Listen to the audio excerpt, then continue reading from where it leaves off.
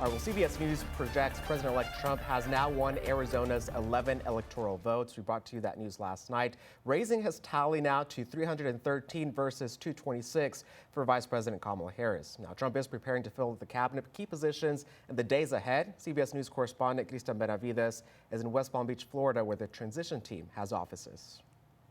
Mr. President, come talk to us. President Biden did not answer questions from reporters as he and the First Lady walked on a Delaware beach Sunday, including whether he thinks he could have beaten President-elect Donald Trump in last week's election. Trump won a clean sweep of the 7 battleground states in his dramatic comeback victory. CBS News projects he flipped Arizona to the win column after 2020's loss to President Biden. I think this is a presidency that has a mandate like we haven't seen, as you mentioned, in 36 years. The president-elect and his team are building his second administration from the ground up while examining both domestic and foreign policy. Tennessee Senator Bill Hagerty is one of several names floated as the possible pick for Secretary of State.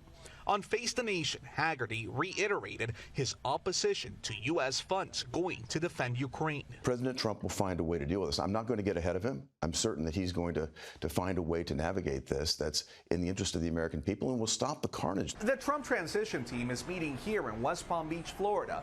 This week, President-elect Trump heads to Washington to meet with President Biden. As they sit down in the Oval Office in a display of the nation's transfer of power, foreign policy is likely to be on the agenda. On the campaign trail, Trump said he wants a quick end to the war in Gaza. U.S. National Security Advisor Jake Sullivan said Hamas is blocking that effort. In Gaza, it really today is not Israel that is standing in the way of a ceasefire and hostage deal. It is Hamas. Israeli Prime Minister Benjamin Netanyahu says he's spoken with Trump 3 times in recent days. Christian Benavides, CBS News, West Palm Beach, Florida. Meanwhile, U.S. and Israeli officials confirmed to CBS News that President Biden will meet with the Israeli President Isaac Herzog at the White House on Tuesday.